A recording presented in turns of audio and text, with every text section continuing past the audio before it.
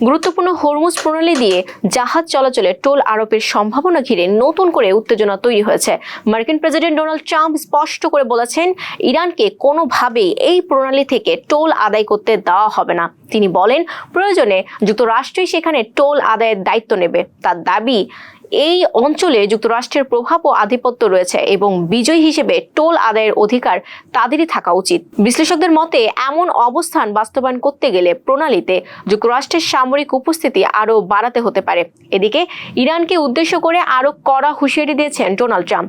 নির্ধারিত সময়ের মধ্যে কোনো সমঝোতা না হলে দেশটিকে এক রাতেই ধ্বংস করে দেওয়া হতে পারে বলেও মন্তব্য করেন তিনি। ওয়াশিংটন সময় মঙ্গলবার রাত ৮টার মধ্যে চুক্তিতে আসার জন্য সময়সীমা বেঁধে দেন ট্রাম্প।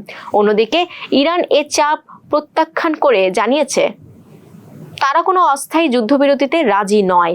স্থায়ীভাবে হামলা বন্ধ এবং ক্ষয়ক্ষতির ক্ষতিপূরণ নিশ্চিত না হলে কোনো চুক্তি সম্ভব নয় বলে জানিয়েছে তেহরান।